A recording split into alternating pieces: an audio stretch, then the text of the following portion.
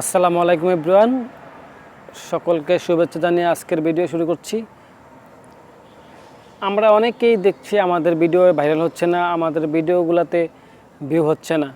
So এর প্রধান কিছু কারণ আছে, এগুলো আমরা আজ খুঁজে বের করব বা আমরা এগুলা খুঁজে বের করার চেষ্টা করব। যে দেখা যাচ্ছে আমাদের অনেক ফলোয়ার রয়েছে, অনেক লাইক ফলোয়ার রয়েছে আমাদের পেজে বা আমাদের প্রোফাইলে। আমরা আমাদের পেজে ঠিক মতো কাজ করতেছি, ভিডিও ছাড়তেছি, ফটো ছাড়তেছি, তারপরেও কিন্তু আমাদের সেই কাঙ্ক্ষিত যে ভিউ আসার কথা সেই ভিউটা আসে না। সো এই জন্য আমরা অনেকে হতাশ, আমরা অনেকেই দৈনন্দিন হতাশ হয়ে যাচ্ছি, দৈনন্দিন আমাদের কাজের প্রতি আগ্রহ হারাচ্ছে। সো এক্ষেত্রে মূল পয়েন্ট হচ্ছে গিয়ে, আপনি যদি আমার মতো একজন কন্টেন্ট ক্রিয়েটর হয়ে থাকেন বা ভিডিও তৈরি করতে থাকেন, ভিডিও তৈরি করেন কিন্তু কাঙ্ক্ষিত ফল পাচ্ছেন না আমার মতো, তাদেরকে কিছু বিষয় লক্ষ্য রাখতে হবে, কিছু বিষয় লক্ষ্য রেখে ভিডিও আপলোড করতে হবে, তাহলে আপনি সফলতা পাবেন, তাহলে আপনার ভিডিওতে ভিউ বেশি আসবে। সো কেউই বলতে পারে না, যারাই আমরা ভিডিও বানাচ্ছি, যারাই আমরা কন্টেন্ট ক্রিয়েটর হিসেবে যুক্ত আছি, ফেসবুকে কাজ করতেছি বা ইউটিউবে কাজ করতেছি, কেউ বলতে পারে না তাদের ভিডিওতে কত পরিমাণ ভিউ আসবে বা কত পরিমাণ ভিউ আসার কথা। কিন্তু সবাই আশা করে যে তাদের ভিডিওতে বা আমাদের ভিডিওতে অনেক মিলিয়ন ভিউ আসবে। সো সবাই আশা করে, এটা ছোট ইউজার হোক বা বড় ইউজার হোক বা টপ লেভেলের ইউজার কন্টেন্ট ক্রিয়েটর যেই হোক, সবাই আশা করে তাদের প্রত্যেকটা ভিডিওতে মিলিয়ন ভিউ আসার কথা। কিন্তু আমরা হতাশ যে আমাদের সেই কাঙ্ক্ষিত ফল আসছে না।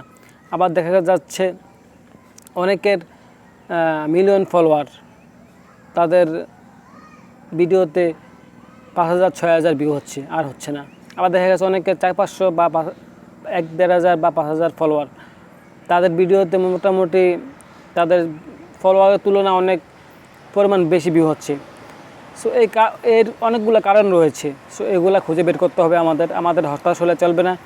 আমরা যদি প্রথমেই হতাশ হয়ে যাই তাহলে আমাদের কাজের গতি কমে যাবে, আমরা একটা সময় কাজই ছেড়ে দিতে হবে আমাদেরকে। সো এগুলা হতাশ না হয়ে এগুলাকে রিসার্চ করতে হবে আমাদেরকে। যদি আমরা এই বিষয়ে চিন্তা করি, রিসার্চ করি, তাহলে কিছু বিষয় আপনি উপলব্ধি করতে পারবেন। আজকে এই সম্বন্ধে আমি একটি বিষয় আপনাদের মাঝে উপস্থাপন করব। সেটি হচ্ছে গিয়ে, ফেসবুক অ্যালগরিদমকে আপনাকে কাজে লাগাতে হবে। পাশাপাশি অডিয়েন্স কখন, কোন সময়টাতে, কোন দেশে, কোন জায়গায় বেশি উপস্থিত থাকে, ওই বিষয়টাকে আপনার অ্যানালাইজ করতে হবে। যেমন ধরুন আমরা বাংলাদেশে থাকি, বাংলাদেশের অডিয়েন্স কখন বেশিরভাগ অনলাইনে থাকে, কখন মোবাইল বেশিরভাগ ইউজ করে, কখন ইউজ করে না, এই বিষয়গুলো আপনাকে জানতে হবে, এই বিষয়গুলো আপনাকে রিসার্চ করে বার করতে হবে।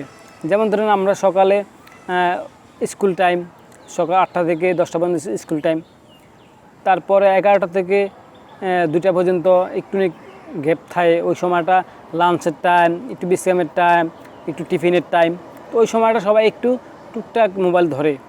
সো আবার দেখা যাচ্ছে এরপরে খাওয়া দাওয়া শেষে রেস্ট করে আবার যে কামের জায়গা, যার কাজে যুক্ত হয়ে যায়, আসরের পরে আবার খেলাধুলা ব্যস্ত।